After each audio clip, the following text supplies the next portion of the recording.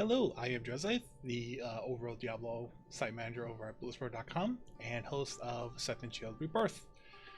And we're here today for Development Hell number 5, which is a rather long in status but short in article series, or in this case video series, about Diablo in general.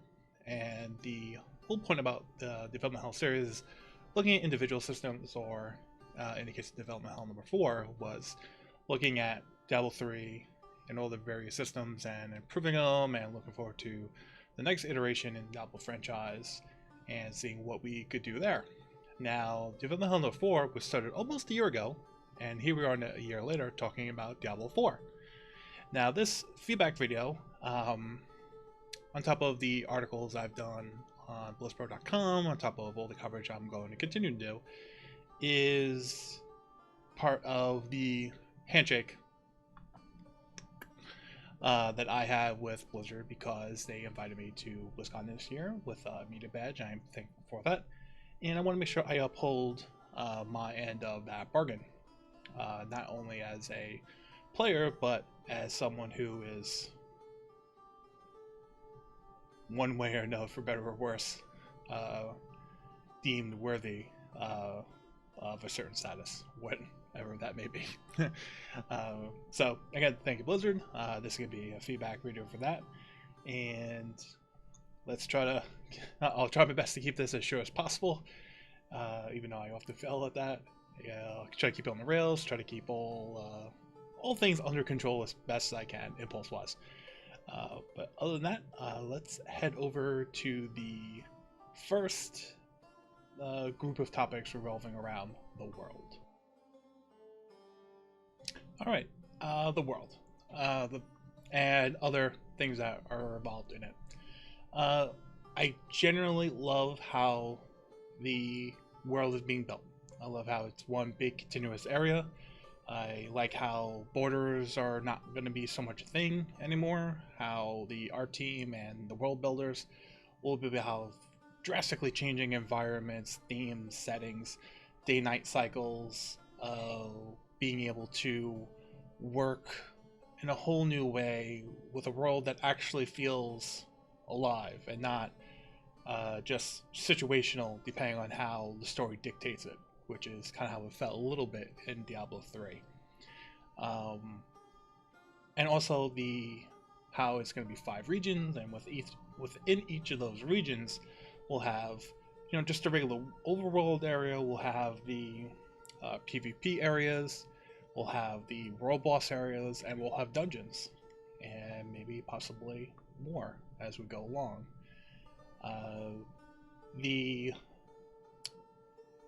And something that I can really appreciate, it wasn't until one of the fellow editors over at BlizzPro told me that it makes such a stark difference when the dungeons are in a fixed location, or at least the entrances to those dungeons are in a fixed location, because you can really build a theme around them.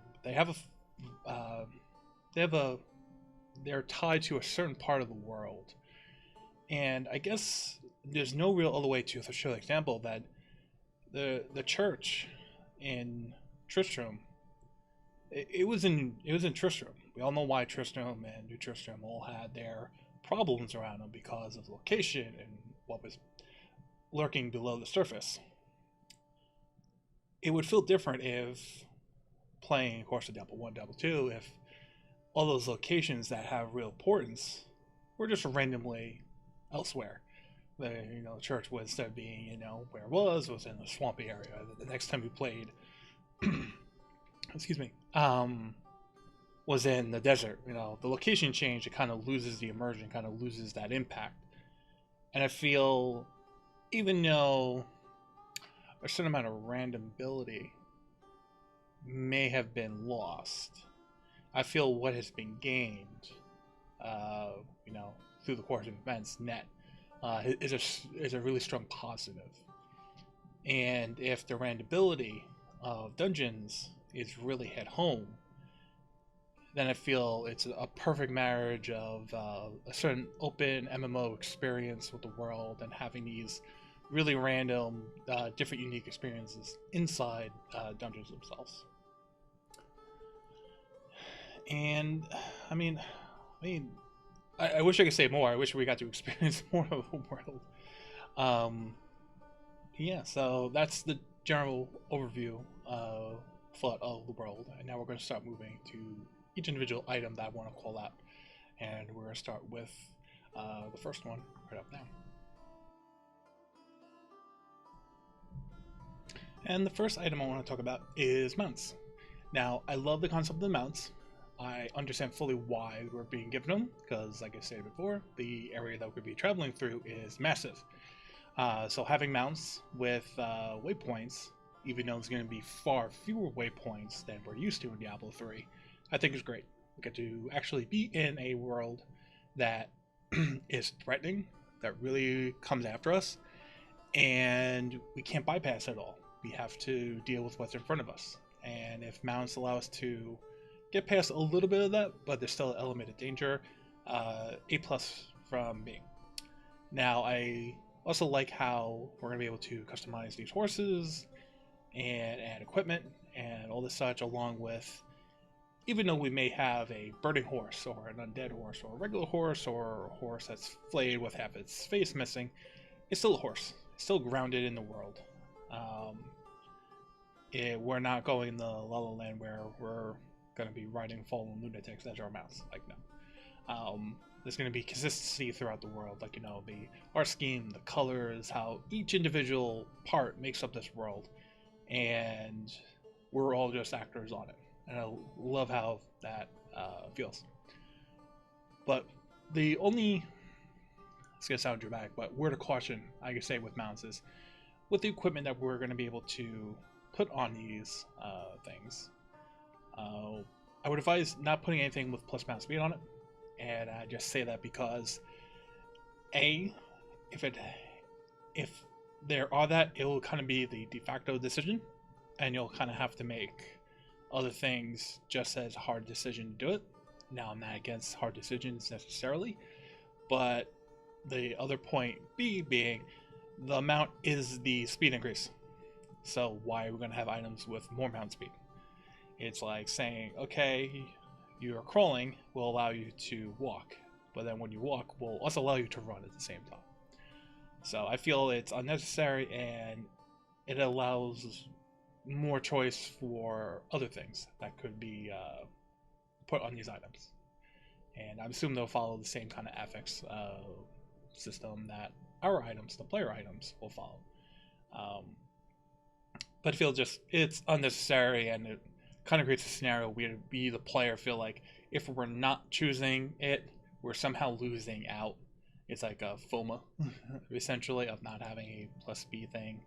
And we can kind of dismiss it saying like, well, you can switch out items, but I don't think we should be building in a system where we're encouraging, okay, swap out these items because you're going them out, and then inventory management and all this kind of overdoing needless complexity, so to speak, for something that really should just be simple. Like, you have a mount, equip with items, and you're done.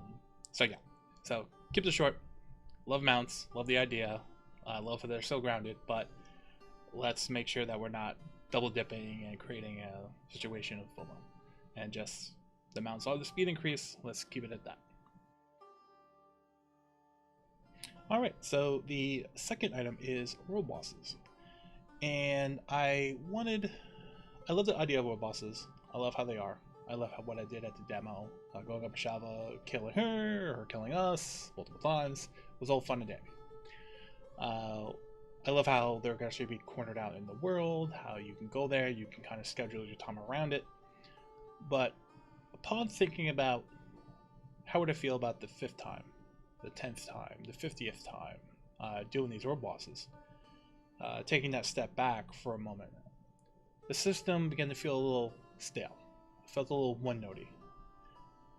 And when you really say, alright, I log in, I mean, I'm doing endgame dungeons, I'm doing whatever the next thing is, and the next set of endgame progression is, and I look at the world boss, I'm like, alright, I can do that. It took me 10 minutes to get there. Big bang boom, kill it along with everybody else. Get some gold, get some stuff. I'm done. That's about the excitement level I have for world bosses now, because I'm thinking about that in the future. Now, that's me. That's my opinion. But it's not for the lack of excitement for the system itself. Those are two separate things. So, I think the two main issues I have is the stillness factor, and also the thought of someone being able to come in the last 5 or 10% of a world boss, getting the last hit, getting credit for getting 1 hit on the boss or 2 hits on the boss, and getting the same reward that I could have or my friend could have for minimal effort. Because at that point, the game is not rewarding my effort. It's rewarding someone for the minimal amount of time. And if it's just the same reward structures have, I could get nothing, and that person could get a legendary or even a mythic possibly. So where's the balance here in all this? So with those two issues, I want to propose one solution that actually kind of handles both of them. And for the solution, I look back towards Warhammer Online: Age of Reckoning. They had a system called Public Quests, and with the Public Quests, there were difficulties to them. So there were some Public Quests that were easy, some were hard, some were in between, which was a great thing for you while you're leveling in each zone. And each Public Quest was split up into chapters or stages. So usually chapter 1, chapter 2, chapter 3, and then after that, rewards were dished out based on your overall contribution. So taking that system and thinking, how can we realize that in Diablo 4 with world bosses, would go pretty much like this. You would enter in the Ashava event area, and then the ticker, the countdown would go by, and then stage 1 would happen. You would see 5 drowned summoners come up in a pentagram around the summoning pool, but they would have immunity shield around them. Can't attack them, can't damage them, but they don't come after you. And then from the north, a whole bunch of drowned just start coming out of nowhere. And in stage 1, you have to clear them all out. So say there's 50 or 100. So you and the group have to go up there and just kill them all. And once that happens, you enter stage 2, which is going after the drowned summoners. Now these drowned summoners are elites. They have 2 or 3 affixes to them, so they're going to be a little gnarly to take on, especially if you have to take on 2 or 3 at once, and you can't work with your group to kind of keep 1 or 2 away from the group, such like that. So you work your way through the summoners, but in this stage you have 7 minutes. You have 7 minutes to kill all the summoners. And this is where, on top of having easy, moderate, and hard world boss events, so there's a gradient of difficulty, you can also have differences in the stages within a world event. Some could be just kill everything, some could be you have a time, some could be you have to activate a certain amount of platforms or levers, or you have to protect a caravan, whatever it may be. You can really make these things really dynamic and really interesting, and really increase the replayability and people wanting to seek these out and really play through them to see how good they can do. So you're in the group, you've cleared out stage 1, you managed to clear out all the summoners, so when the Shava pops in stage 3, you only have a Shava to deal with. But if you're in a group that was maybe not so efficient, you have 1 summoner or 2 summoners left from stage 2. They carry over to stage 3. So it makes stage 3 a little bit harder, but it shows you, the game shows you why you should not disrespect, essentially, the system. Like, no, handle everything in stage 2 so you don't have to deal with it in stage 3. And that can apply to any world boss that it gets created. So get to stage 3, you get to Shava, you kill a Shava, all the gold items that could drop from her. You get gold experience from completing the event itself. And then finally, individualized ranking per that event, per that time, comes up, and it shows how good everyone did at contributing to the world event itself. That could be anything from damage dealt to healing done if a healing class gets involved. Stagger contributed, and any other sort of positive things that the player can do. And there could be an ultimate balancer of, well, how many times did the player die? So if someone contributed a lot of stagger and did a lot of damage, but they just kept on getting in there like on a bar and just doing all their abilities, and then they died 5 times, well, you can kind of balance it against there. So death has meaning in these world events, and you make sure that, at least softcore wise, death means something, which is also a good aspect. And then based on where you are in this ranking system, you would get a cache, and this cache could have crafting materials, it could have gold, it could have anything that we just don't know about yet that you, the developer, are coming up with. But that's where the real meat of the reward for world bosses should be. Because if someone comes up in this particular system that I described and tries to last hit, they're going to be down in the dumps on the ranking system. They're not going to get that much of a reward. So it disincentivizes coming in last minute and essentially last hitting a world boss. The people who were there at the beginning have the greatest chance of getting the greatest reward. But people who came in about halfway or even a little bit later than that, if they know what they're doing and they know how to execute their build efficiently, and they know the world bosses because they're a veteran of, say, a Shava or whatever world boss they're doing, if they execute well, they can get pretty high on the ranking. They can even overtake people who were there from the beginning because of the effort they've put in. And a system that's rewarding effort by the player, rather than trying to just say, okay, here, you participated, here's your reward, is much better. And I feel overall, splitting a world boss into different types of events with stages that could be, kill this or defending or things that are not timed versus time, makes the system a lot more dynamic, a lot more interesting, and breathes a whole bunch of replayability just into this system.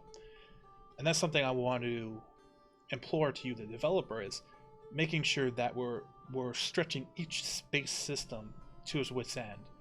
So that's why when we get to the end game, that being us, the player, regardless of whether it's non-seasonal or seasonal, we're getting the max out of it.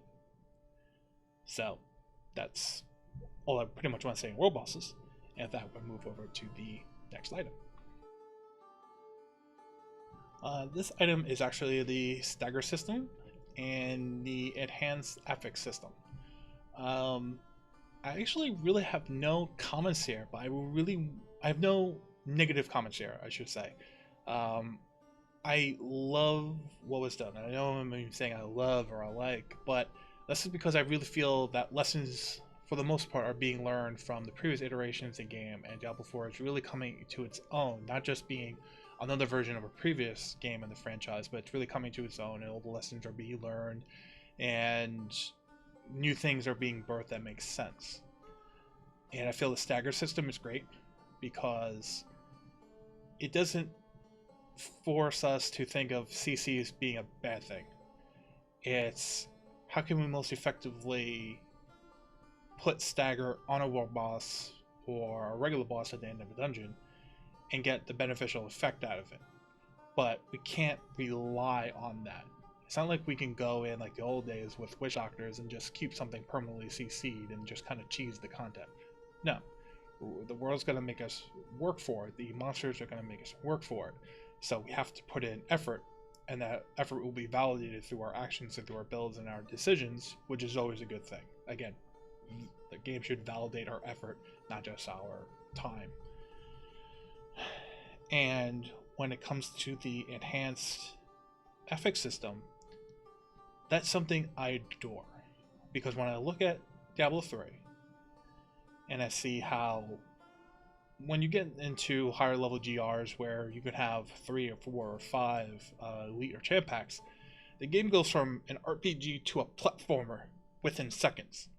And I feel, even though we've maybe accustomed to that as far as the player base is concerned, like that's not what the game should be.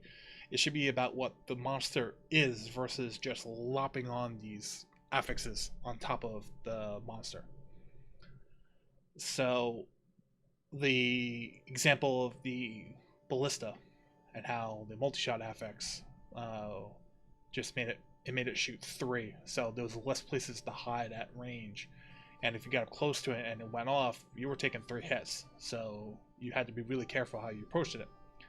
And probably even more scarier was the Fallen Shaman being able to res 3 grunts at one time, or a Fallen Shaman being able to res 3 other Fallen Shaman, and they res 3 grunts to themselves. So it can get, so even simple things, base level broad changes like this are stuff that I hope gets carried out throughout the entirety of Diablo 4, because when you do simple broad level changes that can have a lot of variable effects, like how the multi-shot affix works with a ballista very drastically different than with a Fallen Shaman, you birth a whole new set of dynamic gameplay, and the replayability is just inherently built in at that point, because you never know what you're going to get. And if you're working innately with the monster's abilities instead of just lopping on these affixes, they just get used to. You have to kind of treat every monster with a little bit more respect. You have to figure out what a monster's ability is and how it could be altered in the future, so you keep that in the back of your head and you start building basically a monster library. Start building your own version of Diablo monsters and where to find them kind of compendium. And you have to start really building that tribal knowledge of like, oh god, like it's that monster, oh it's that affix, all right, I have to wait till my cataclysm is up as a druid, or I have the super duper lightning ping pong ability that the sorceress has, because that's the only thing I'm going to be able to use to kill that thing dead before it shoots enhanced affix off a couple of times, and then I'm just dead. I like that, and like I said, there's no negative comments here. I just wanted to make sure I touched on it, and I said that's what Diablo 4 should be doing more, Joe. Just bigger, broader, base level changes instead of trying to overcomplicate things and create false complexity. And with that, we're going to move on to the next item. Alright, the next item is quests. Now this is going to be a short one, because I liked how the quests look like for the main one with the drown and kid and all that.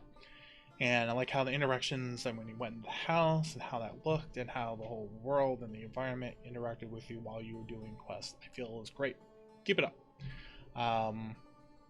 The only thing I have to suggest is, because there's going to be people who are going to want to steamroll through the main storyline and not bother with the side quests. And then there's going to be the complete opposite, where there's going to be people who are going to want to do the main quests, and then after they're done with the main quests in that story, they're going to want to do all the side quests in that area.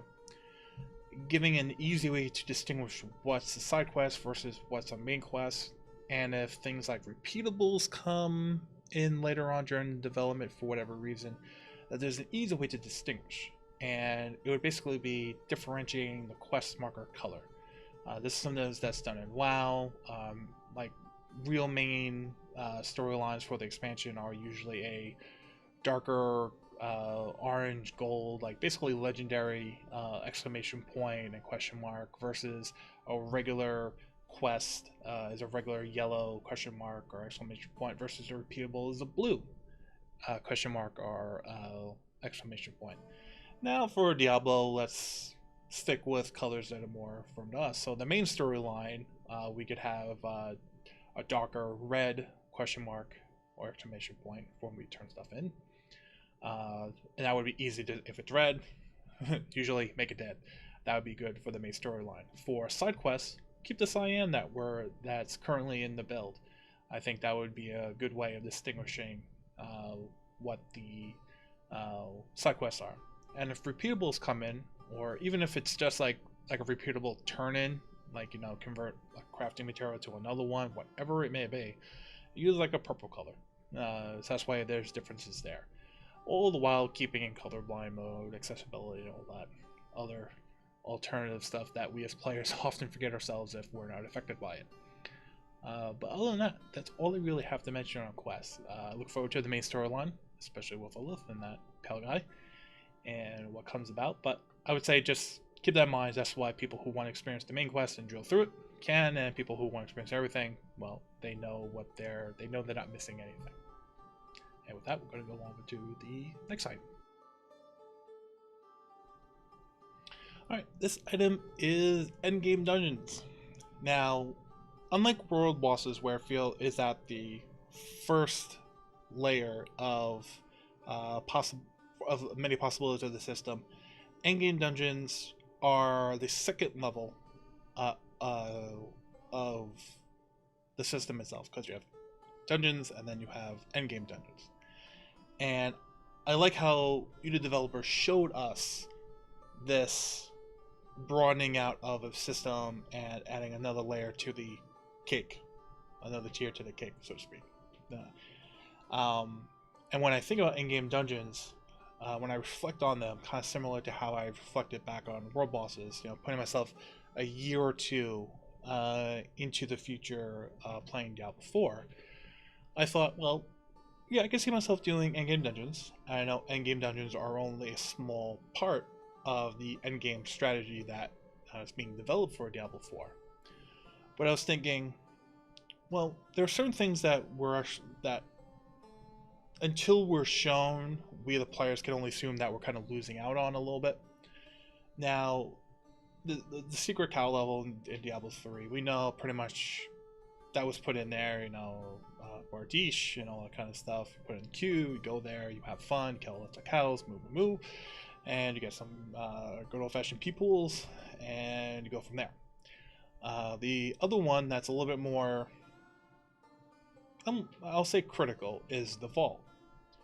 And the vault at the beginning was something that was really rare, and it couldn't really plan on ever really appearing. But now, with the puzzle ring being able to go there automatically, and goblin shrines when you do see them, fair chance more than not of getting a vault through one of the goblins. And the point that when you kill Greed, you get a boon of the Hoarder, and how the boon of the Hoarder kind of enables certain T16 builds. So there's actually a little bit more to it than just, oh, it's this fancy, weird golden land with goblins.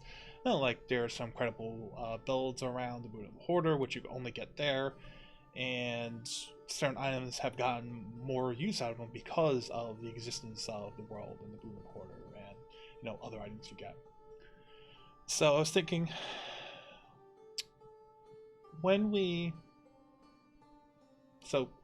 taking that, putting that to the side for a moment.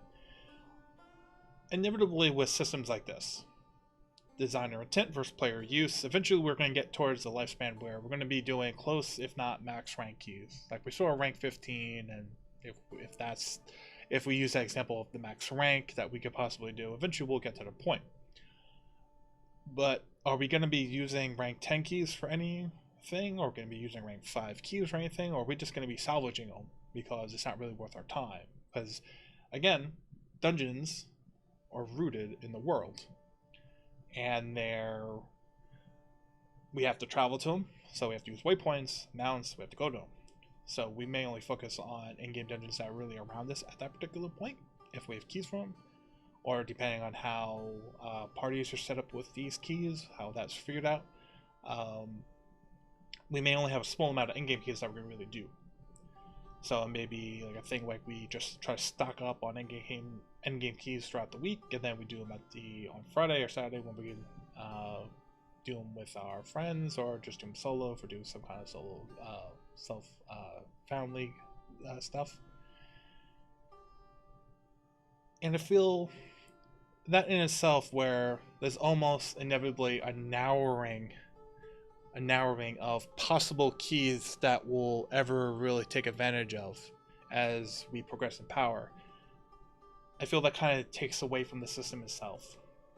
And it's not that I feel every system has to be maximally utilized at any given point, but if there's a way to make sure the system isn't artificially, or I guess the better way of putting it, if we could figure out a way to make sure each system is being taken advantage of to its fullest extent, then I feel that's what we should do.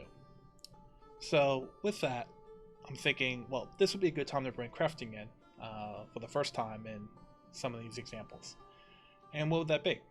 So you have an endgame dungeon key, and you're doing 14s and 15s at this point because you're trying to get basically your best gear. You're just trying to grind it out at this point. But you have a set of rank 9 and 10 keys, and you're kind of low in gold. What if you can go to a crafter, and the give and take, that's how this system would work, is the give part would be you'd be placing a random affix on a key. So the example was Lightning Pulse at BlizzCon. You had this giant rock that pulsated with lightning damage, and if you were close to it when it went off, you took a decent amount of damage. So what if you were going through, you had a rank, and you had that Lightning Pulse, and then you got another affix that was randomly put on that was dual bosses. So at the end of this dungeon, you had to fight 2 bosses. You're thinking, oh, great, whatever. But the thing you would take from the key, the thing that you would be able to actually choose to put on the key would be, all monsters drop 20% more gold, 30% more gold. So you could take your rank 9s and 10s that you could pretty much steamroll. You can make them a little bit harder as a cost to being able to turn them into gold runs, item runs. You know, you could have 5 or 10% chance of an item when it drops it upgrades in rarity. Mythic items would probably be an exception to that, all considering. Probably be a special case to that rule. But you see where I'm going with this. It would allow you to not just focus on your highest rank keys, and that's what you want to push either solo with a group, and kind of disregard and salvage all the rest. It would make you look at those mid-level rank keys in a new light. Be like, you know, I like doing that particular dungeon, but it's such a weak rank key. It's like I could blow through it, so it's like, what's the point? But if you could turn these runs into gold runs or item runs or other things that could be thought of by you, the developer, or even the community, it extends the life of the endgame dungeon system. It gives multiple purposes to multiple rank keys, and it allows us, the player, to have a little bit more control over what we want to do on our day-to-day activity. And again, at the end of the day, that's what I'm focusing on, is broadening out each system to make sure that we're maximizing it to its fullest effect. And I think in Diablo 4, while the endgame dungeon is already a second tier on that cake with dungeons, I think we can kind of consider this crafting element a third tier.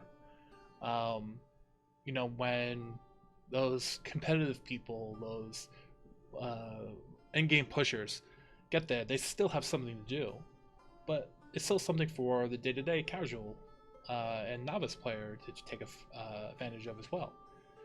And I think that's, at the end, what I'm trying to get at. Just be able to take advantage of each system and maximize it to its fullest. And with that, we're going to move on to the next topic. Alrighty, we're over to the second main point, which is classes and their parts. Now, I generally don't really have anything negative to say about the classes themselves. I don't have any really big sticking points for each individual class. Only slightly, maybe the sorceress has a little bit of resource issues, but then again, anything with really heavy resource, like whether it's mana or arcane power for the wizard or stuff like that, it takes a little bit to get used to. And how much could we really get used to a class that's in development on a demo that's 20 minutes long, so it's maybe not an issue in the long run. But other than that, I like how there's some chances that are being taken, especially with the Barbarian Arsenal system, giving the Barbarian 2 extra gear slots in the form of the weapons, and how big experiments are being done. How there's a risk of, okay, we're going to give the Barbarian 2 extra slots, and we're going to make our best to try to make sure that the other classes' power are equal to that, and make sure all the decisions don't matter there, and there's not everything's still balanced. I like how this overall mechanic when it comes to chill and freezing with the sorcerer. So all your frost skills work towards it. You just don't have to. You're not forced to choose Nova. You can use Blizzard, you can use Frostbolt, you can use Frost Nova, you can use Frozen Orb. Anything that can generate chill can eventually freeze an enemy and then or create Stagger and go from there. And then lastly, the Druid with the transformations being from what skill you were using to the skill you go to next, the transformation being automatic. So it's not something you have to manage, like stancing with warriors and WoW, that kind of stuff like that.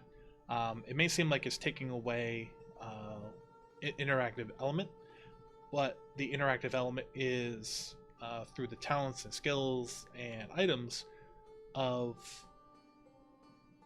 timing your transformations and what beneficial effects you get when you do transform. And I feel for Diablo 4 that's probably the best way of going forward. So overall, when it comes to the classes themselves, I really don't have any issues, and I'm just kind of left here twiddling my thumbs going, what are the other 2 classes, and when can we see more examples of all the skills, because that's essentially what I'm looking forward to. Overall, when it comes to items and item progressions and talents and skills, I like where we are. I do have some concerns, and we'll hit those individually, but I generally like the path that's being taken, and I want to emphasize that I like the path that's being taken with Diablo 4, and I just want to make sure that when we try to call out and maybe give a possible solution to, guides us to an easier to understand, a clearer to understand, and most importantly, a broadening of the game, and making sure the game is getting out of the way as being a grand facilitator instead of being a hindrance. So that, we're going to move on to the first item of this section. Alright, so we're on to the first item for this section, which is the item progression itself. Now at BlizzCon, it was very easily shown to us. It was normal, magic, rare, sets, legendaries, mythics. And it's a very clear item progression. It's a very easy one to understand. Normal magic, your entry level pieces. Rare, that's where you start filling and you're filling out your character. You're able to target, talents or skill point upgrades if possible. Your general crit, chance, cooldown, etc., etc. And then legendaries and sets is where you start really building out unique. You start getting your build proper on, and then later on in the end game, if you're lucky enough to get a mythic, that can be totally rebuild defining. Because if it doesn't work for your current build, but it can work for a new build, well then, there you go. I feel everything that they're doing with sets being stepping stones, and how hopefully they'll be more utility based than ultimate fantasy based in that regards, and how the goal is at endgame to be all legendary out, so you have the maximum amount of legendary powers, but also the maximum amount of skill altering powers on you is a great outlook. And then, like how I said with mythics, and I feel the tagline for mythics should be making impossible builds possible, because if each mythic does that or has the possibility of doing that, that really gives that wow moment. That really, when one drops, it's like you spam it in clan chat 10 times. You go on Twitter with a screenshot, like, look what I got, and you're just so hyped and excited for getting that item. And I feel that's very clear, very easy to discern within the game progression path.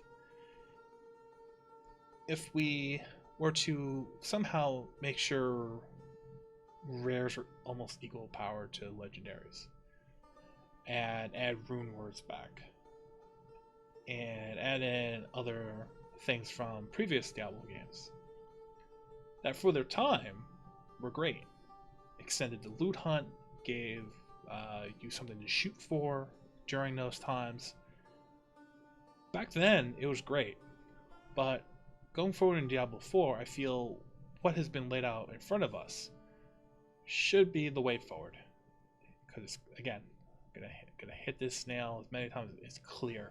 It's easy to understand.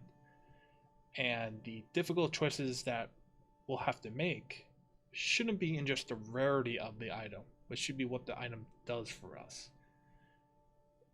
And I feel too many people are just saying, well, rares should be stronger. Why? Because it's on the past.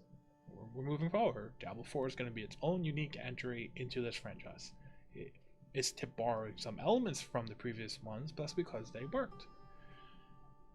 And to say, well, how would rares be? To have an extra affix? Well, aren't we then specializing rares into almost not being rares? They're becoming their own unique deal. So there's a really fine tuning balancing here, and this is where we can almost see the beginning, the first instance of what I always say about Diablo 3 and now Diablo 4 is that old game systems are on a spider web, and if you pluck at one string on the web, it reverberates throughout the rest of the web, and it could potentially negatively or beneficially to extremes other systems. And I would rather just keep what's there and go with that, because what if rares do become equal almost in power to legendaries, and it turns out there are some builds that you only need rares? Well, that may be fine and dandy because you're walking around, basically skills don't change, like the staff of Fractured Flame that splits your fireball into 3 fireballs, but you just have this rare staff that just super powers fireball. You're basically running around with the same fireball from level 1 to max rank. Yeah, it does a lot of damage, but there's no change. You're not evolving your character. You're not evolving your skills. You're not doing anything. It would be boring. And I get for some people that may be the thing for you, but it's definitely not for everybody. I know it's definitely not for me. And at the end, it kind of breeds a dual itemization scheme, similar to what we were dealing with in Diablo 3 with Legacy of Nightmares and set items. And how usually, if there was an LON build, especially if it was part of the 4-man meta that was strong, that was what was chosen, and nothing else was used as far as sets. Or if the set was stronger, the LON variant wasn't used at all. And this constant seesaw back and forth, and developers having to spend time on balancing these two things. While yes, it's nice having more builds, it should be at the broader level of the skills and just the natural item progression. Again, from rare to set to legendary to mythics. Because if we have to deal with another situation where it's like, is this rare strong as a legend? I have no idea. I have to go to a third-party website and basically sim it out. I don't want that. I don't think a majority of the player base wants that. We just want to be able to easily know that when we get a piece, it works. It's an upgrade, and the hard decision is, how do we incorporate it? How do we incorporate our skills with it? How do we change our playstyle around it? And potentially, do we have to change a skill out to more to better take advantage of that legendary that we find, rather than I have to change my talents around to take advantage of this rare and sim it out and spend a half an hour on a website because of everything that it does and measure everything out.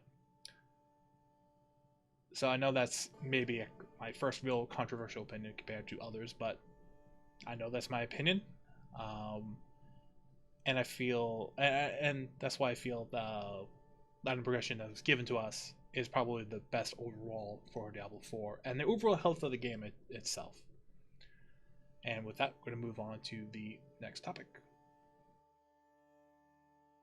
Alright, item number 2 is Legendary Sets and Mythics. Now, I've touched a lot on these, so it will make the section a little bit quicker than I initially planned it. And we'll start a little bit out of order. So, again, sets, reiterating for the 3rd, 5th, 10th time. Love how they're a stepping stone, that's how they're being planned out. Hopefully they'll be considered more of a general utility versus trying to fulfill the ultimate fantasy of a class which not targeting skills, but trying to having a broad effect over as many skills as possible, like targeting projectile-based skills rather than just frostbolt or fireball or stuff like that. Hopefully they're more utility-based and will allow more legendaries to be socketed into the non-set item spots on our character when we do get those sets and we do get those legendaries. So more of the items we find we can make more use of, which plays into another philosophy and we're trying to I'm working with in this feedback is items only have value when the item drops, the player assesses it into one of two things. Does it help my current build, or does it help enable another build of equal or greater power?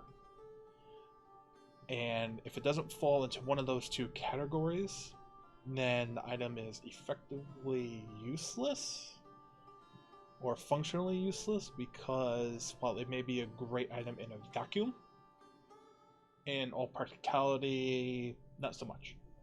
So broadening the purpose of sets, which allows the broadening of legendaries that can possibly be used with those said sets, is great, because now more items you find are just inherently more valuable because they're more useful. Moving over to Mythics, like I said, another line Mythics should be making impossible builds possible, and well, that's because they have 4 affixes. They're basically a set's worth of changes on one item, and when you think about it, except the Barbarian, which has 2 extra legendary properties because they can have 2 one-handers and 2 two-handers on them. Everyone else has 10 legendary powers maximum, taking the one out that would normally be there if this was a regular legendary versus a mythic, has 3 more on top of that. So you're increasing the overall legendary power count from 10 to 13. That's an almost 30% increase in the legendary powers available to you and your character. So if you can't make a new equal, if not more powerful build, or make a build that would normally be impossible because you don't have that 11th or 12th affix, or legendary power I should say, then I would say go back to the drawing board and make them just that. Because if they're not that caliber of an item when they drop, where we get really uber excited, even if we can't take advantage of it, but we just understand how awesome the item is while we're playing, then it diminishes what mythics are. So make sure that happens. So that's sets and mythics. Legendaries are the last category, and I'm going to touch on them briefly, but I have a little bit of an issue with them. And it's not in any inherent issue of what they are. I mean, legendaries have legendary powers and all that kind of fun stuff, but they aren't really evolving. I mean, you can look at the mirror ball, an offhand for the wizard, which simply states, your magic missile casts 1 or 2 extra magic missiles. So instead of shooting off 1 magic missile, you're shooting off 2 or 3. You look at the Staff of Fractured Flame in Diablo 4, your fireball now shoots three now shoots three fireballs that deal X percent damage of the original fireball. So when you look at Diablo 3 Legendary and Diablo 4 Legendary, it kind of the same. We're not evolving the concept of what it means to be a legendary itself. And I feel at the same time, especially when you drill down onto skill specific legendary powers, the specificity can almost be a hindrance to the item. And a great example in Diablo 3 is you're running around the Shadow and Pale build. And it would be amazing if somehow, some way, you could just fit a Lord Greenstone fan in there, because it's an awesome legendary power to have while you're leveling a Demon Hunter. But if you're trying to fit it into that Impale build, it's too specific. And the Carly's Point works with Impale, and the Carly's Point works with Fan of Knives, and they're great individually. And even if you could figure out a way to put the Carly's Point into the cube and get rid of Dawn, then you have this whole cooldown issue you have to work around with. So you're losing damage, and you have the Greenstone's fan in there. You can able to do more AoE damage. But this build just kind of fails, kind of falls on itself, trying to work.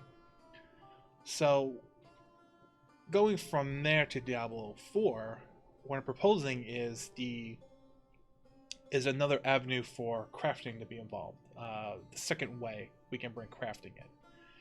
And it would work only with skill-specific legendary powers, and it would be predetermined by you, the developer. Because there could be instances where, again, using the Staff of Fractured Flame as an example, where, Fireball is similar to Frostbolt, is also similar to Lightning Spear, but we don't necessarily want to include Meteor in that because of power Meteor, and or because Meteor has this AoE component after it lands. It's just a tiny bit too different than the other three, so we're not going to include that. It would also increase the excitement factor when you find a legendary item, because you're like, okay, I know I can take advantage of that now, but what other skills can work with this? So you go to a crafter in town, you put it in a slot for a crafter, and you can see all the possible skills that you could essentially replace and see what you could do with that item. Now the items would be predetermined, just how you're doing them now, so I'm not changing that. You would only functionally be adding a crafter to possibly replace a skill on those items. And some items may have no replacements at all. The legendary power may be too specific. It may not be able to work with any other skill from a particular class, and that's okay. Because the excitement factor is getting the legendary item, and then there's a second excitement factor. I'm like, well, if it can do this for X skill, how many other skills could this work for? And then you start thinking, well, if I change Fireball to Lightning Spear, oh god, I got 3 Lightning Spears. What if I pick these talents and I work with my skills to really lock down groups and shoot out Lightning Spears like they're nothing, and I just go through with that? Especially if you throw Mythics involved into that when you get them, if you're lucky enough to get them drop. It turns the Legendaries from just being these, granted, really unique things, it turns them into, it evolves them, that is the better word, it evolves them into more dynamic build enablers, and you get more life out of them, because drop rates are going to be much lower than what we're used to from Diablo 3 and Diablo 4. So if it enables us to extend the lifetime of a legendary item itself and get more use out of it, especially if we're going from one particular build to another build, and we can extend the life of it and not be crippled every time we go, say, we go from a fire sorceress to a cold and then to a lightning and vice versa. I feel that is a great way of, again, going back to basics, broadening out the systems and giving the player a little bit more agency over what we do, but ultimately you, the developer, will be able to choose, should this item even have a choice of different skills? If not, fine. If so, you determine what it is, and that's part of the unwrapping, that's part of the discovery and the identification of an item. It's like, oh man, this is great for me now, but how can I make use of this even more so in the future? And I feel that's how Legendaries should be aimed. So with that, we're going to go over to the next topic. This item deals with Ancients specifically. And this is where I get a little bit more of a leg up compared to other members in the community that have already done their feedback, because with the system update that was put out by David Kim, it was noted that they were going to go back to the drawing board, it seems like, with Ancients and trying to revisit what the purpose is and how they're going to be in with Diablo 4. And this is totally where I know I'm coming off as smug, and I'll admit that up front. But I could see why Ancients are presenting a problem. Because when you look at what Ancients, the original purpose of Ancients were in Diablo 3, they were essentially a band-aid fix to prolong the gear hunt, to give players something to shoot for, which is completely fine.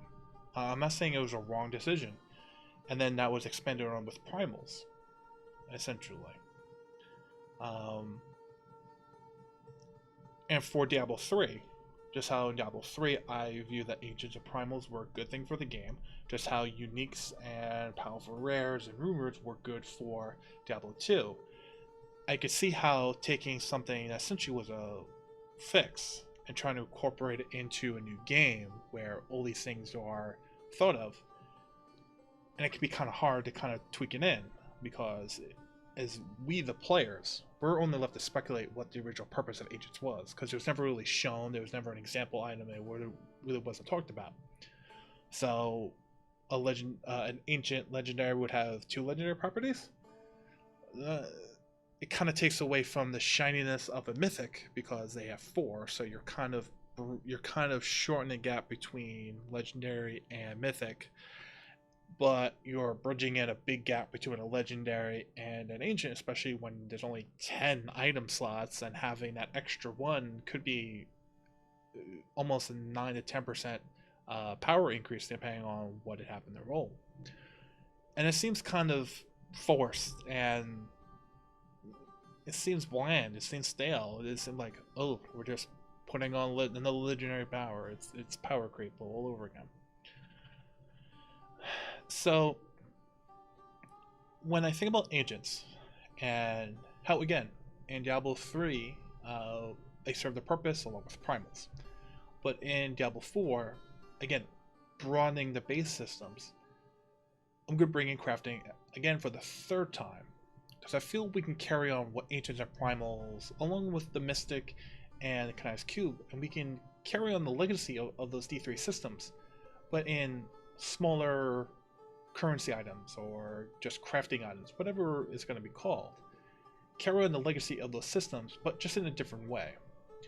And we can get away from those moments in Diablo 3 where it's like, oh my god, I felt a really good Carly's point. It rolled really good on the damage range. It rolled 6% attack speed, but you know, it rolled with attack speed. Even rolled with percent damage and dexterity, and I have a Ramamani, so I can put a socket on it, and I can re-roll whatever I need to for the dex value. But it's not Agent. And what Ancients tried to do is extend the loot hunt, but inevitably the player felt bad when they didn't get an Ancient, and that was negative reinforcement.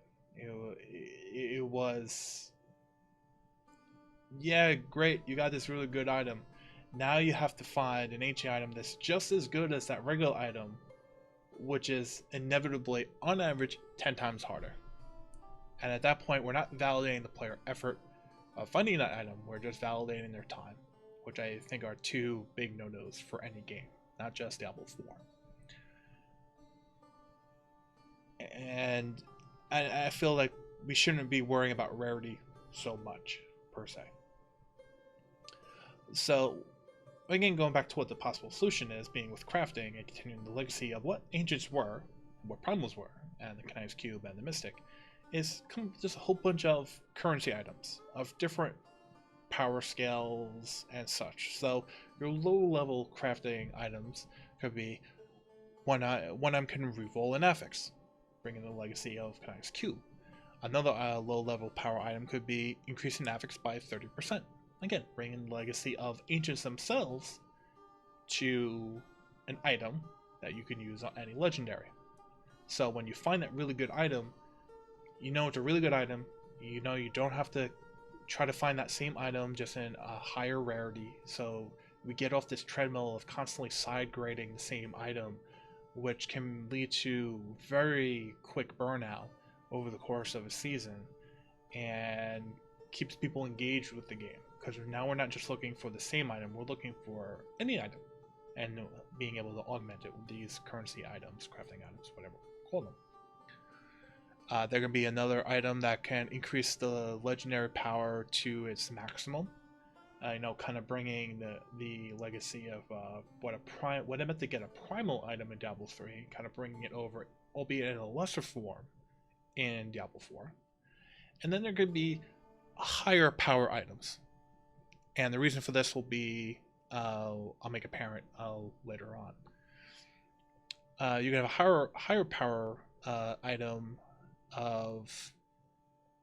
You can have an item that boosts the legendary power by 10, 20, 30%.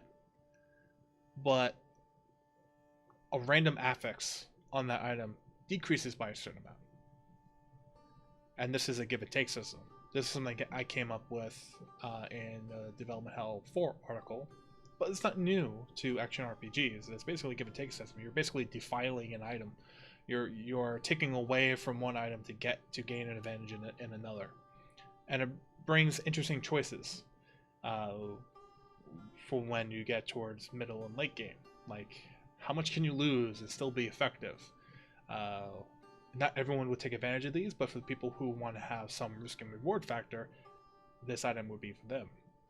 And on that same vein of risk versus reward, you can have items that increase all affixes by a certain percent, but the item becomes unrepairable, and by extension, untradeable.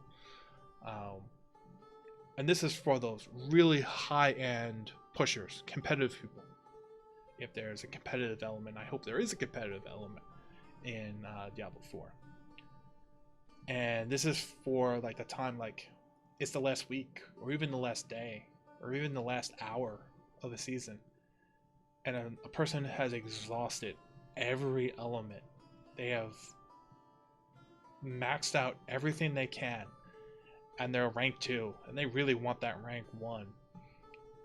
And they have one or two of these items, and they're like, well, either I use it now and I get that rank 1, or I just settle for rank 2.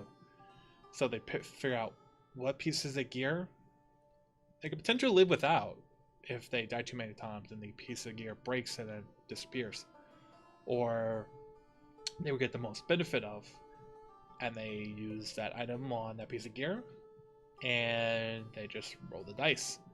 And if they succeed, may honor and glory be upon them. If they fail, well, they knew they give it their best effort with the items that they had, and it wasn't just because strictly RNG with items that were dropped for them.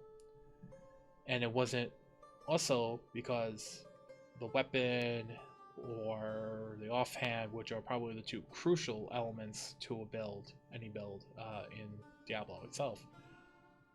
They happen to get a really good one, but it was only a legendary or an ancient where someone else just happened to get lucky with primal. So doing this brings back a little bit of fairness to the competitive element of the game. That again, hopefully, is there. So essentially, even though I'm saying get rid of ancients as far as a rarity, the example of the items continue the concept of what ancients were trying to do, and further bolster the crafting system and the crafting examples that I've given, because I feel crafting should be a bigger part in Diablo 4, but not through items or weapons that we could craft, but through the augmentation and building out our gear, building out our weapons, and such like that. I feel that's where crafting should be geared towards. And having different classes of low power crafting currency items like rerolling and affix versus, hey, I'm gonna maximize legendary power by certain. I'm gonna increase my legendary power by a certain amount, but I'm gonna take a chance on randomly decreasing an affix on that same piece. Can help with the training aspect of the game, because now you say, okay, well, we're not going to allow people to trade low power items for high power items because there's a stark difference there. If you had a high power class item, you could trade for other high power class items, and you could trade low power class items for another low class power items. So it's actually so it's opening up trade, but you're saying no. You cannot trade X for Y. You can only trade X for another X class item and only Y for a Y class item.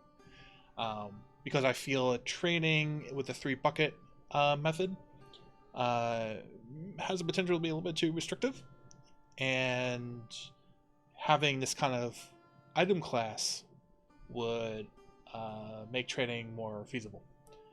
And again, even though this started with ancients who went to continuing their legacy, continuing ancients and primals and other systems through the crafting items I've shown, and I talked about trading, this is a perfect demonstration of how we're talking about the strand on the spider web of ancients and how it can reverberate through other systems. And if we don't think about it as players when we suggest these solutions, or if you, the developers, most likely are fully aware of this, we're just making kind of singular vacuum solutions that are great again in that vacuum, but when you think about overall systems, kind of fall apart. So that was the one and probably only tangent within one item I will go through, but that's because it was a perfect demonstration of the spider web and shown how it could positively affect other aspects that are being trying to be done in Diablo 4 itself. And with that, we will move on to the next item. Alright, we're going to talk about a system that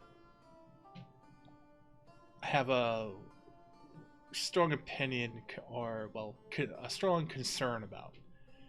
The concern is based around the best information I have from what I'm referring from all the VODs and assumptions being based off the demo, which I understand through XYZ, it's not what's being actively developed on. It was, a branch of development that was shot off, was bug tested, just gotten ready for the audience, and things may have been locked down extra more.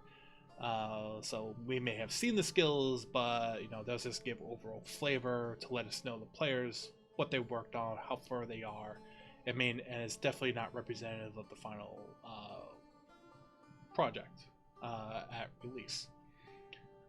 So with all that stated, with all disclaimer, that I understand that, there's 2 main concerns I have. Basically, it's the overall skill point allocation through the leveling experience and how that can ultimately deter experimentation for a class. And the second concern I have is the lack of evolution of skills. So the first part about skill allocation and their overall experimentation, or maybe the hindrance of it, is it seems like you have to put a skill point into a skill to unlock it. To unlock it and put it on your action bar. It seems like you're not going to have all skills unlocked. And you'll be able to experiment with or change on a whim. So, in the beginning of your leveling experience as a sorceress, you may pick, Fireball and Frostbolt, just so you have a free cast and a high damage single target.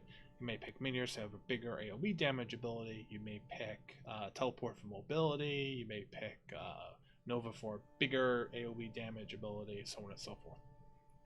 So you put points into all those, and by mid-game, you're like, and I haven't really found any real purpose for Nova, so I stopped putting points in that after the first one. I got an item for Lightning Spear, so I stopped putting points in the Fireball. Even though I put 4 or 5 points into it, it kind of hurts that I don't have those points to use now, because again, skill point allocation is permanent. I at least found out early enough, or so I thought, or so I think, of switching over from Fireball to Lightning Spear. And I put 1 point into Teleport, but you know what? I got really good with the dodge mechanic, and I feel I can get by with just that. So, as you're experimenting with skills, primarily just to feel what they are and just kind of get the whole experience of what a class is, because a class is its skills. It's the theme of the class, but at the base level, it's its skills. So as you're experimenting from mid-game to end-game, where you're getting hopefully more legendaries because you're in end-game content, you're in end-game dungeons, world bosses, etc., etc., you can wind up with a hodgepodge, jack of all trades but master of none situation where you have 2/3 of your skills unlocked, but none of them are really high-powered enough, and it kind of brings up a question of how good is that? Because we don't know what the difficulty scaler is. We don't know how the difficulty scaler is even going to function. And without that known, how many points do we have to put into a skill for it to be effective at endgame, at a minimal level? Is it going to be 1 or 2 points put in, 4 or 5 points, 8 or 9 points, or how many points? We don't know that. And I don't know if the developers know that. They may not be at that point, and that's fine, because we're early in development. But it's a major concern, because if you think about that, at the end game result where you're basically a master, you're a jack of all trades with a master of none, the game gets incrementally harder because your skills at a base level aren't doing as much damage, aren't doing as much CC, or the CC chance is lower. So your skills are fundamentally holding you back, and no amount of respeccing your talents or swapping out legendaries is going to fix the base skill, because the base skill is where all the percentages work off of. A smaller number can never be made equal to a bigger number through items if it's the base value. So I feel that's a really big linchpin of really the whole class design of Diablo 4. And it inevitably puts the player in a mental state of, if this happens once to them, they're always going to be in the state of, alright, I have to make the safe decisions. And if they're going to make the safe decisions, they're not going to experiment as much. Which means that only the skills that have the maximum amount of effectiveness are going to be the ones that are going to be chosen. And the legendaries that work around those skills are the only ones that are going to have any kind of value. Because again, value is not determined by the item itself, it is how it fits into the current build the player is playing, or if it enables an equal, if not more powerful build. And if after rolling a character 2 or 3, this whole min-maxing philosophy gets involved, or where people are just putting the minimum amount of points to get by, so they're storing up points as they level, or as they're getting them through quests, or they're storing up tomes, not because it's not for any beneficial reason, but because they're afraid of making a mistake. Then the game is not being a grand facilitator. It's not broadening out the base of the base systems. It's being a grand hindrance to the player. It's making decisions all too hard, and it's getting in the way. So that's the first issue. The second issue is the skills aren't evolving. And I think this is what I was most disappointed in. Because when everyone was going against Diablo Immortal, I really loved what the team in Diablo Immortal was doing with skills. For the first time in what felt forever, there were true skill interactions that didn't involve sets, didn't involve runes of those skills, didn't involve legendary powers. It was just the native skills interacting with each other. And the perfect example was the Ice Crystal and the Ray of Frost interaction, where the Ice Crystal was placed in the area by the wizard, and then the wizard would cast Ray of Frost into the Ice Crystal, and then it would fracture, hitting multiple enemies around that Ice Crystal. And it was such a breath of fresh air to see that, to see skill interactions in such a way. I was going, I hope something similar is being done for Diablo 4, if Diablo 4 is a thing, which at the time, that's what we were all thinking. Or something, or a similar system, but unique to Diablo 4 is being developed. And when I didn't see that inherently, where the lion's share of the customizability of skills was being offloaded off the skills themselves to legendary items and mythic items, and to a lesser extent rares and such, I was disappointed, because again, skills are the core of a class. So the first layer of customizability of a class should be with the skills themselves. And this was done with Diablo 3. We had runes. Even though the runes were tied to elements and that brought up itemization problems and usefulness of said runes themselves because of it, at least the skills had the first priority of how they evolved. And there isn't even that, it seems, with Diablo 4. Yeah, you could say talents kind of do that, but talents are more like a more robust version of passives, you could say. I wouldn't say they evolve the skills. They dramatically change how the skill works. So that's the second issue I have. And it's probably the only real point I was ever disappointed in Diablo 4 with what I saw. So, how can we rectify both these situations? How can we still have the skill point system still feel like your active choice to put a skill point into a skill matters, but not feel punishing if you happen to get a legendary or in worst case a mythic and you can't switch your build over and you're faced, do I have to really reroll this character just to take advantage of this mythic? Especially in a worst case scenario, ultimate worst case scenario. You have all the items because you've been at least smart enough to know that this could happen.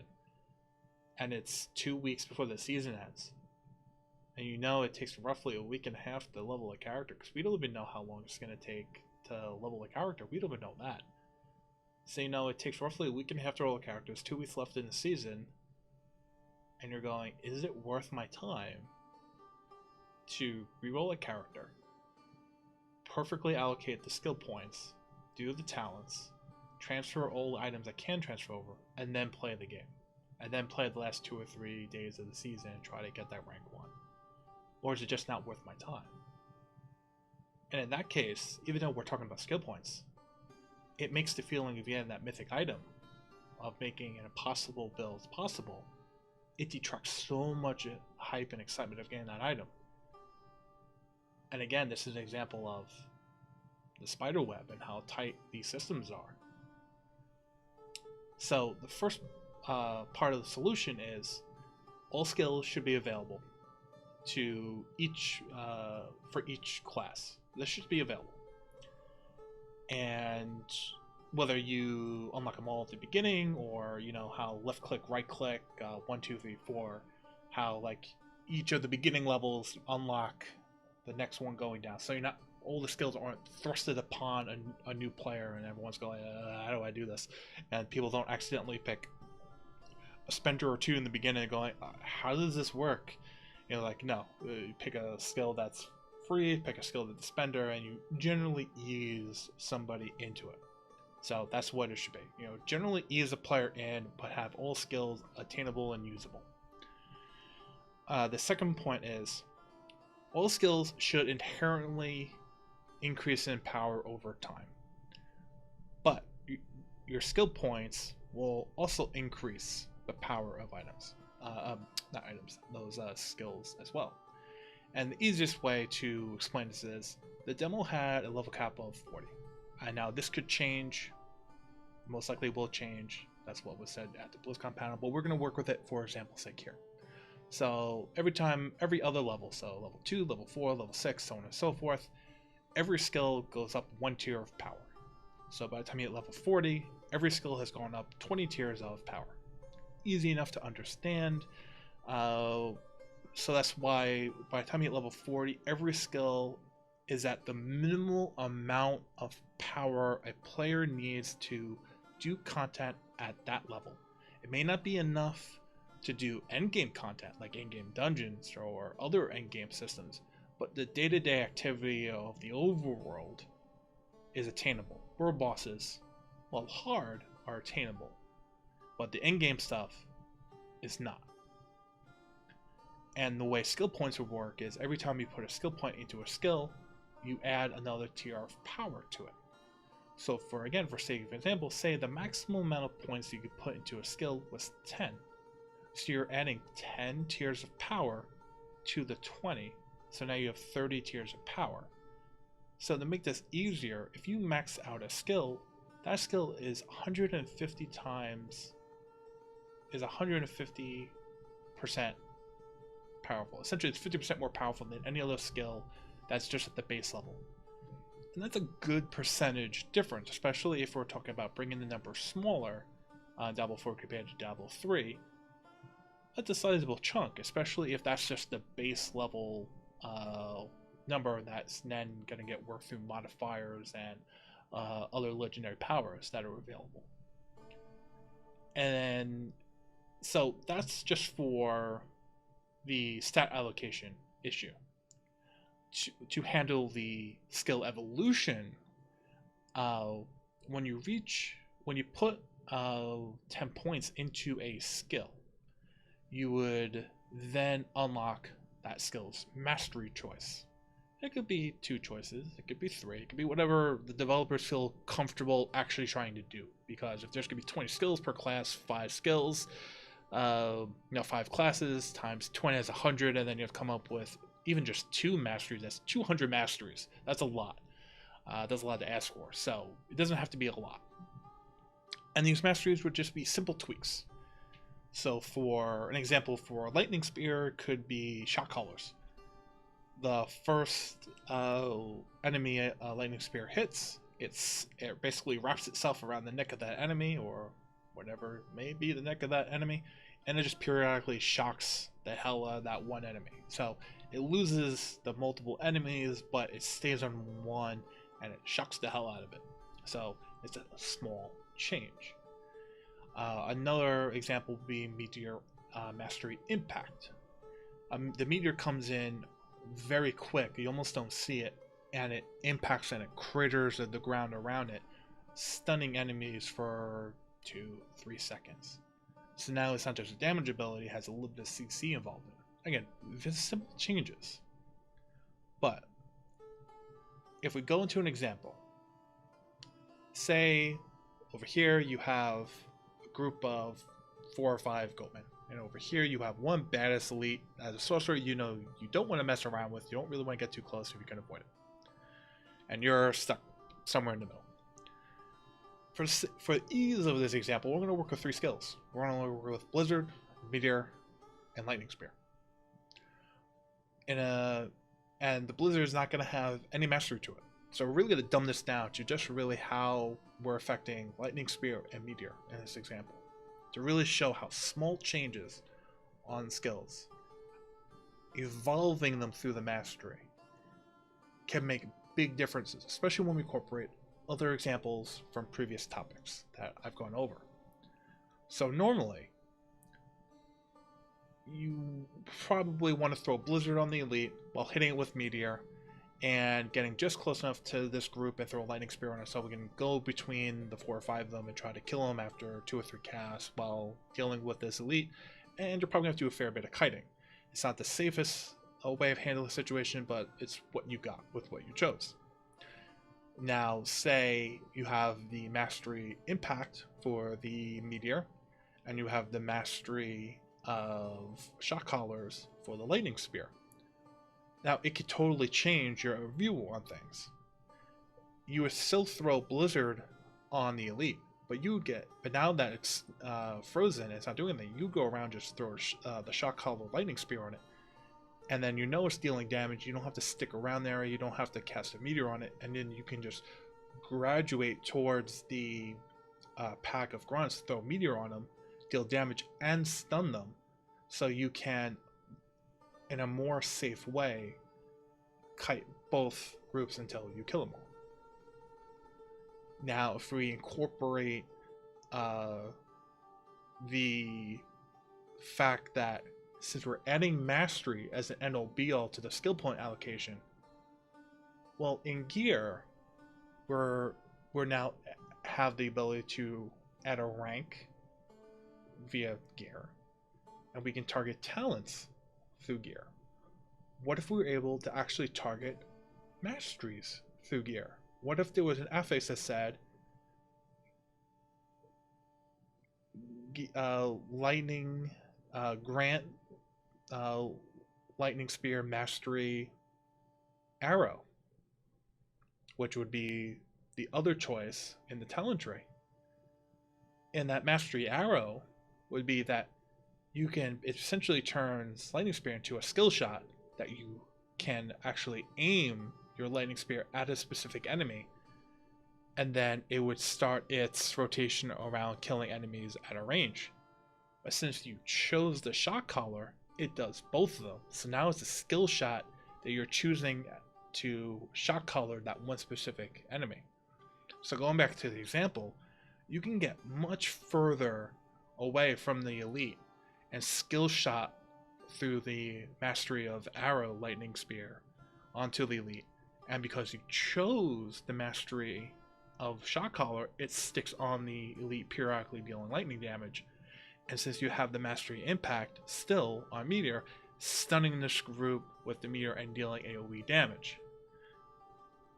Now if we go another layer further with the first, the second crafting example with Legendaries, being able to target specific skills on them and being able to switch them out, again, the developer choosing when that's appropriate, when it isn't, what skills are appropriate for the legend item and which aren't, if at all.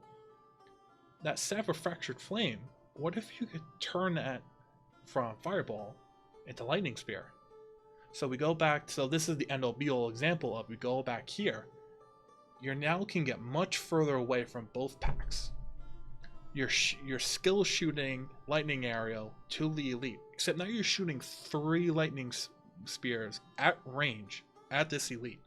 All 3 stay on the neck of this enemy and shock it the fuck to hell, and may just run around it. And that allows you to now, instead of just constantly casting Blizzard on this pack, you can now focus Blizzard on this pack and smack it with Blizzard, and if one of them happens to live, you finish it off with a lightning spear. In each one of these examples, it demonstrates how the gameplay, how your choices and decisions change this one example. And again, we were only working with 3 skills. Only 2 had these masteries on them. And how we were working with the other masteries through targeting, through gear, affixes, just how they demonstrated we were able to target skill ranks and talent points. So it's not totally out of question that we could target the masteries through gear as well, which ups the itemization game as well. So that's a net benefit there, customizability. as well as the final element here of if we're able to switch skills on skill-based legendary properties, how that further emphasizes the choices we've made.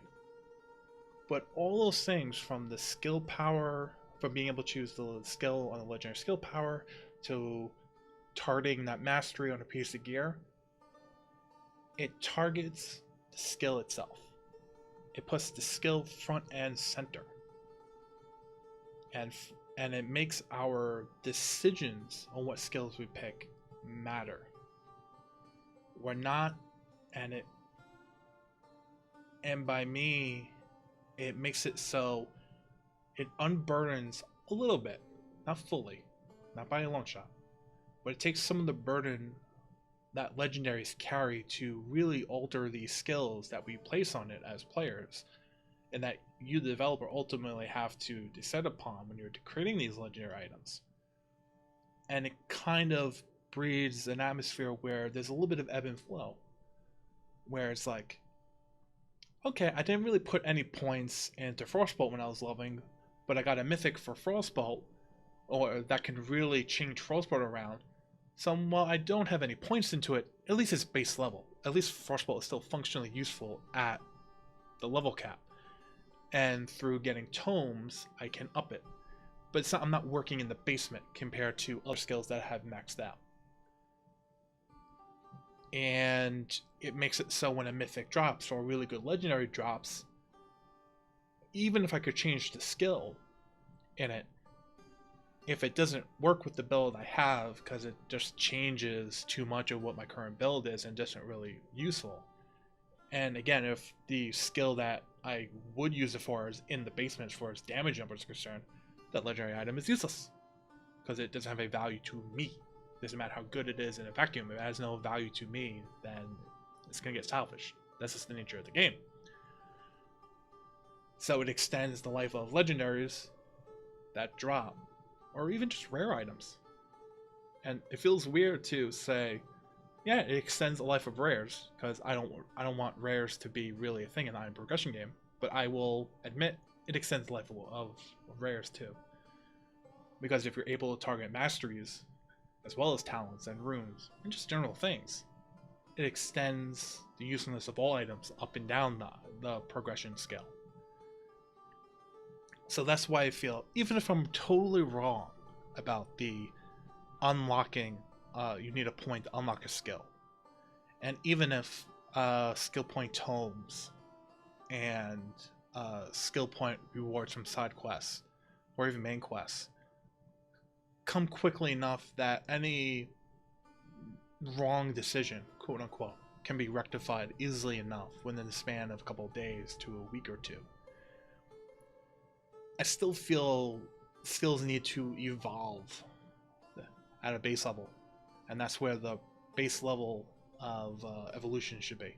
Skills should be afforded the first layer of evolution, and you have your skills, and then as soon as you have your first layer of evolution, it's a totally new tier on the cake, and then you have your talents, then you have your items. It just broadens out, again, broadening out base systems rather than just building new ones artificially that may have bad interactions later, because again, spiderweb could have bad vibrations down the line. So this was a longer section, but I felt it was more important. And this was admittedly probably the 6th time recording this item itself, but I felt it needed to be done. And if I'm completely batshit wrong, fine.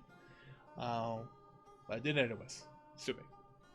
And with that, we're going to move on to the next item.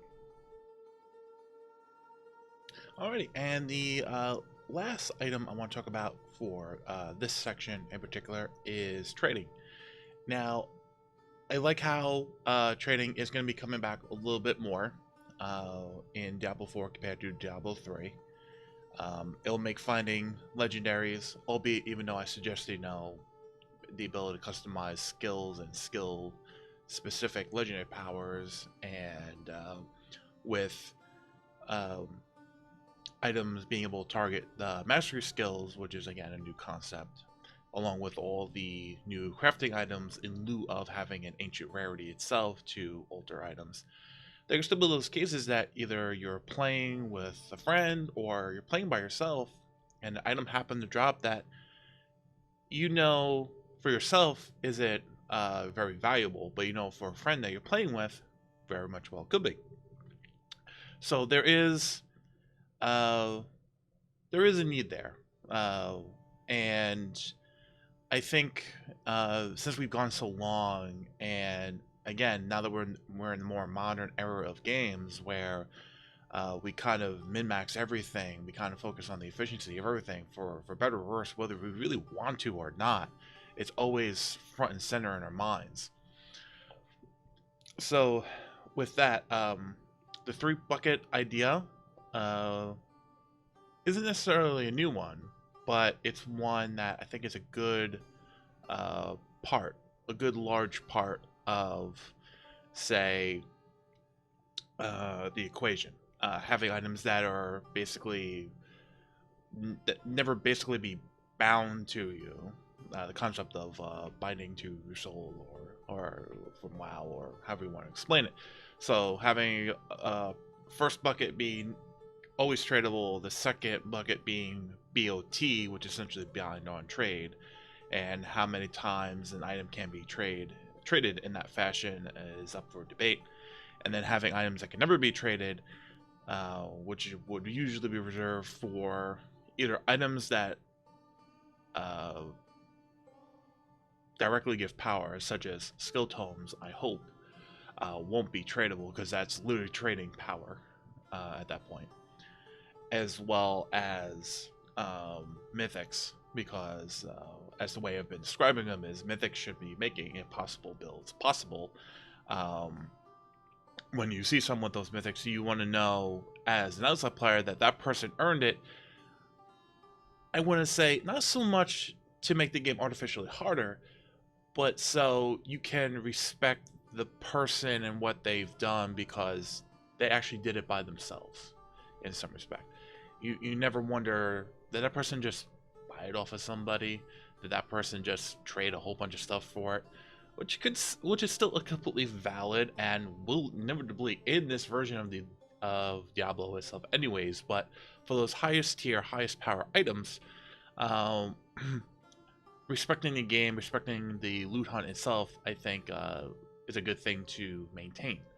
Um, the only thing I would add about trading, and it's gonna seem, granted, getting a little bit in the weeds, but uh, going to the examples I gave of crafting items in lieu of having ancients and the ancient item topic that I discussed earlier, you could also introduce class of items. So what would this do? It would take items and kind of take them away from the rarity scale. Like we wouldn't have normal magic, legendary, rarity crafting items. They would be put more into classes of items. And isn't that the same thing one way or another? Well, yes, granted, it is. But the real purpose of doing this is so you can allow more of these items to be traded. Because right now, I mean, if you think of Diablo 3, what would we do with crafting items or items we would get in the world? Would we allow all the machines that come off of world bosses, not world bosses, D4 is slipping into knowledge of D3 at this point. Would we allow those keys from the key warrens to be traded for crafting materials for Forgotten Souls? That doesn't necessarily work out. It's a little bit too different of an item, and if that's the case, you know, Hellfire Neck is usually guessed, so that's a 5th passive, so that could be considered too powerful in relationship to the base crafting materials. So if we're going to run in that situation in Diablo 4, well, it's like, well, this item and this item are a little bit too different, and this one could lead to have a bigger power influence versus a basic, then we're going to take this power one and make it automatically bind on trade at minimum, if not tradable at all, because if we make it anything else, it's too easy of a power game. So looking forward, again using some of the items I gave during the agent section, the one that reroll one affix or one to even max out a legendary power, you could, like I said before, those could be low tier power crafting items. So they can be traded for any other one item in that class. But for, say, the ones that, the defiling items, which, took away a certain amount from a random affix but increased the legendary power by a certain percentage, or the one that increased all affix and the legendary power by a certain percentage but the item became unrepairable, those would be high power class items and could only be traded within themselves. So by doing that, you're adding shades, you're adding basically shades of gray within that 3-bucket system, and it gives you, the developer, a little bit more leeway on what items can be traded if we color them different colors, like the color palooza that is PoE, where you could have like cyan and magenta and red and gold and black and white,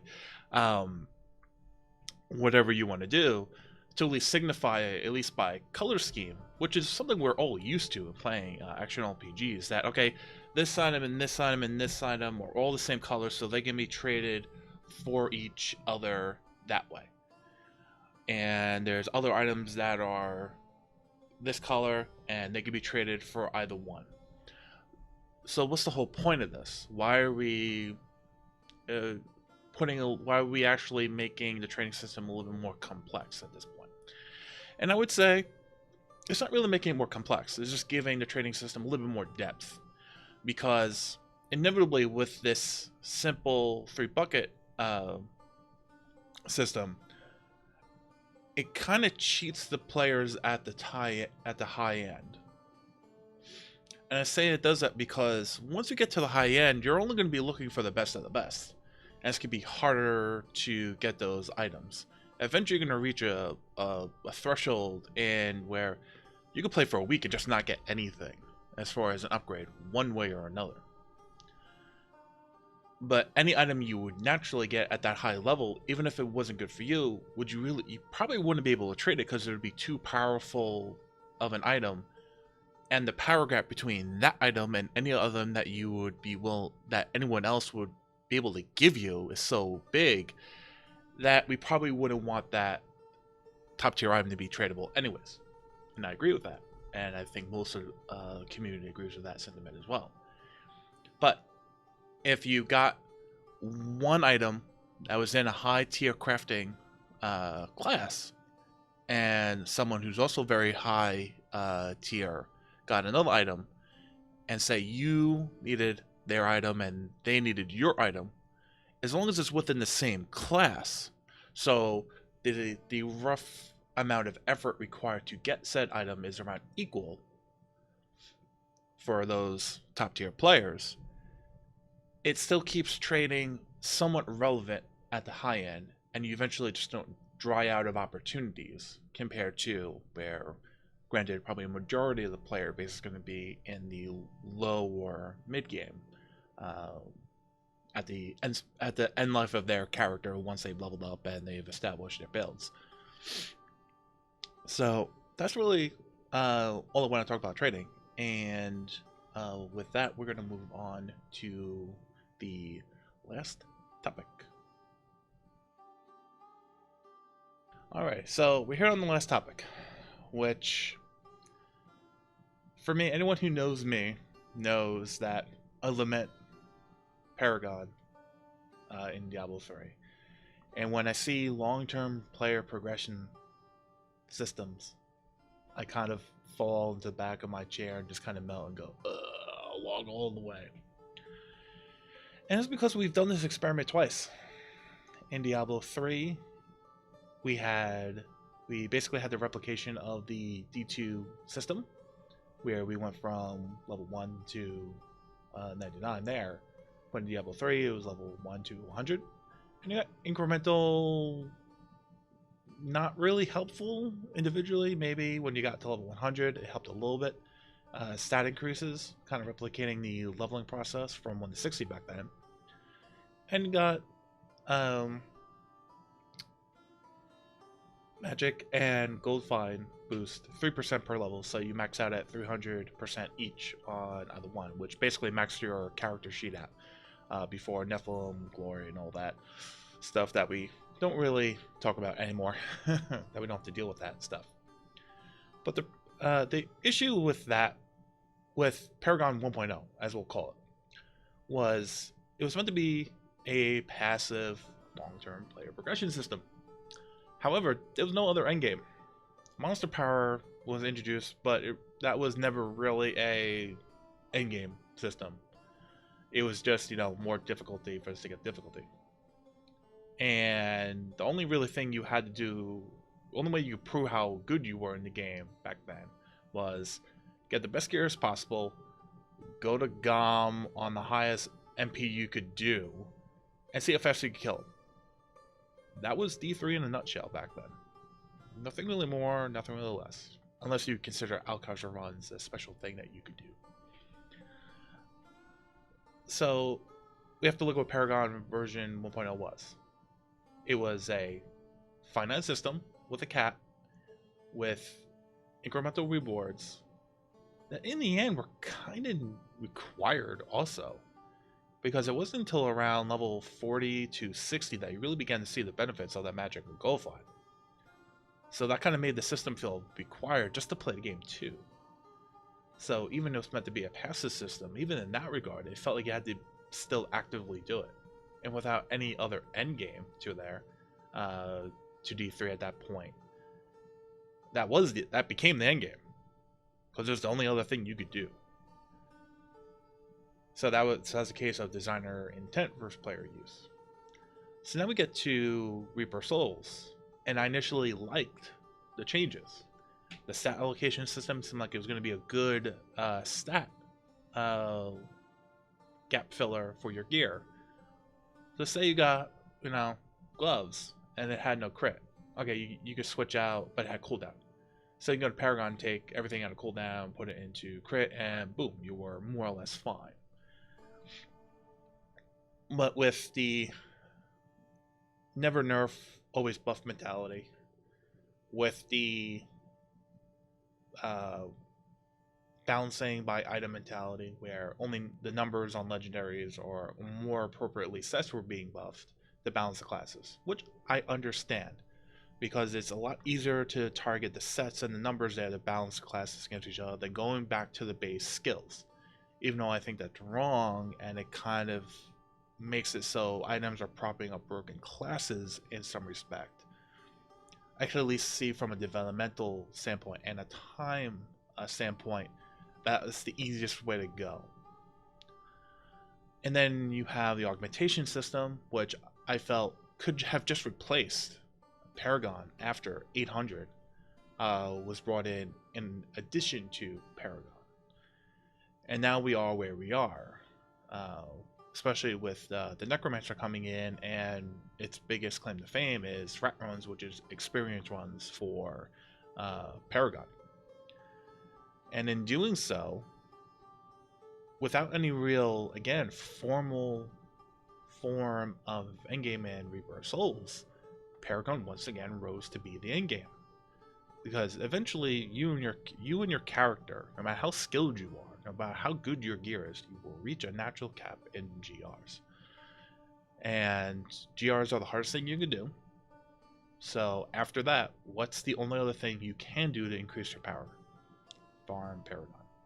So once again, the system that was meant to be passive is now seeked out actively by the players. So once again, try number 2 of designer intent versus player use. And this version Paragon was an infinite system with stat allocation, so there's some more complexity there. And it also had an inverted diminishing returns on it. It wasn't the return being the points you allocated diminished in value. It just increased the time, theoretically, that it would take to get those. So whether you increase the time or decrease the rewards, it's still diminishing. And look at where we are now with Paragon 2.0. Now, looking forward to Diablo 4, it seems like with endgame dungeons being the first system that was shown off to us, being a first step towards having a credible endgame, something to actually do, is great and amazing, and I love it. And we were told that there's going to be other systems at the end life of our character, or like when we reach max level, we've gotten basically our build and our legendaries. There'll be something more to do. So if you don't like endgame dungeons, there'll be X system or Y system or Z system, whatever they may be. And again, that's great. That's something we haven't had in the Diablo franchise since Diablo 3 launched, because there was nothing in Diablo 3, and GRs are really take them or leave them. So when I think of that, it's if these systems that are endgame dungeons and ones that have yet to be implemented, if especially with broadening out their purposes and really taking them all to their wits' end as far as functionality and usefulness to the player, maybe a long-term player progression system could work. But if it's aimed to be a passive system, just how Paragon was, and if at the end of the day, all those systems, again, through designer intent, player use, if the player base finds a way to supersede a lot of these endgame systems and shoot directly to that figurative long-term player progression system that you're going to try to create for Diablo 4, and if that system has credible power to it that makes superseding all these systems worth it, then we're basically, as players, choosing just to go to one system at the end and ignoring everything that was created for us. Because if efficiency dictates that, if min-maxing dictates that, a majority of the player base is going to do that. Especially if there's any form of competitive aspect in Diablo 4, which again, I hope there is. So, what am I trying to say here? It's, when I look back at some of the suggestions I have, how not having Ancients in, but carrying the legacy of Ancients, but also Primals, Kanai's Cube, the Mystic, along with creating other augmentation crafting items and making sure crafting really is a thing. When I look at this suggestion of making skill-based legendary powers being altered skills at that are predetermined by you, the developer, I think that's a good idea. When I look at how I suggested looking at skills, making sure that they're available to all, and taking skills and evolving them through the mastery system, as well as adding that mastery as an affix on gear. I understand all of that. If you like any of those ideas, would take time, would take effort, would take a lot of testing. And we're at that point where a system like that could ride or die at this point in the conceptual stage of D4, where a system could be birthed on Monday, idea-wise. It could be put into a rudimentary form on Wednesday and then tested and evaluated on Friday. And at that point, the system is either axed or it's continued development over the course of the next coming weeks. And that's fine. I understand that's a way of development, and it's actually a good way of development because it tries to get as many new things into the game as possible, and that's great. More things that we can have at our disposal, tools wise or other, from the player's perspective, is great. But it takes time. And an almost ironic twist how I say I want the game to validate my effort as a player, not my time. It's actually the same for you, developer. I want to validate your effort, not just your time. But time is finite. The games can get to a point where it's just going to have to be shipped. It's going to have to be tested and shipped. So I would rather not do a long-term player progression system like Paragon. Something like Seasonal Journey, however, is great because that's validating effort, not just time. So if you want to do something like Seasonal Journey, that's one good exception I could think of. But I would rather more time broadening out skills, broadening out the theme of a class, broadening out items, making crafting actually a unique entry into the Diablo franchise, and a whole slew of other things. I'd rather time be put on those elements to make them better than what they are and what we saw. Because I would rather have bigger, bolder systems that last longer throughout my character's lifetime than have shallower systems that don't last me as long because there's this end-all be-all system here that may not have much depth to it at all. And that's just an assumption. And this whole section is just my opinion. I understand that. But we have evidence of the only long-term player progression system that we've seen in Diablo 3 and Reaper Souls. And each one had their issues, had their problems, had their how they negatively affected the game as a whole. Again, I understand Diablo 3 and Diablo games in general are a tight web of systems that if you pluck one string on the web, it reverberates through, and you have to account for that.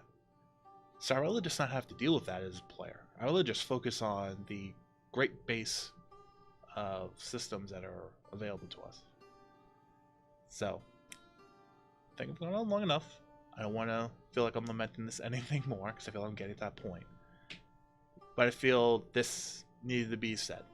And who knows, we'll see what comes of it when we get to the future demos and Friend to Family Alpha and closed betas of Diablo 4. Alright, here we are at the end. The end, I promise. First, I would like to address the developers and the community team. I would say, once again, thank you for inviting me to BlizzCon. It was a real treat. This was the third time out of 7 I was there on a media badge, and it was incredible to have that access once again. So thank you, thank you, thank you. It was actually really hard to keep track of all the new faces, at least to me, this time around, because everyone was able to say, hey, I'm on the Diablo 4 team. And we have the Diablo Immortal team, and we have the Diablo 3 team. It's almost too many developers to keep track of, which is a great thing. That's a great problem for me to have. And most of all, even if some of my criticisms seemed harsh, or I seem to lament them, I don't want to say it's, well, because I have passion for this and everything. Which I do, but I don't want to simply excuse that, because I understand sometimes if you have too much passion or something, it can blind you a little bit. And that's why I took a month before doing this, to try to get rid of those, see through those blinding, get rid of those blinders, reopen up my perspective and see what was I thinking, was it actually valid? Self-criticism before I would any criticism on what I saw at BlizzCon. And I don't envy your position, trying to find a silver bullet to satisfy rather unique and variable groups within the Diablo community itself. But I have faith in you as developers and as people, and I wish you none the best on your adventure creating this game. And I hope when we and myself get to play it, hopefully during closed beta. Who knows? Or whether it's open beta or when the game just gets released, that reigniting of the Diablo flame, the franchise, being Diablo 4, and it being its own unique entry into the franchise, not just being D2 remastered or Diablo 3.5, being its own unique, legitimate entry into the franchise. I look forward to that, and I wish you, again, nothing but best of luck, and hope you create one hell of a game. And to the community, I would say, first of all, thank you for listening to my rantings and about this feedback on Diablo 4. I would also issue a challenge to you, because something I've seen over the last month is two things. There's been a natural dying down of discussion about Diablo 4 because, well, we don't know that much more about Diablo 4. But that should never be an excuse not to continue the discussion. If you really care and you really want to see the best of the game, you can't just wait till the next update comes or the next video is shown, because that sets us up mentally as being the ultimate judge, jury, and executioner of systems when we're only waiting till what they show us to make judgments on it. And we need to be thinking about this stuff on the interim to give ideas, because that's where the real development happens. Because by the time stuff is ready to be shown to us, especially Friends and Family Alpha and Closed Beta, all these systems are essentially baked in a cake. The stuff that can be done to them is orders of magnitude less than what could have been done 6 months, 12 months, 18 months prior.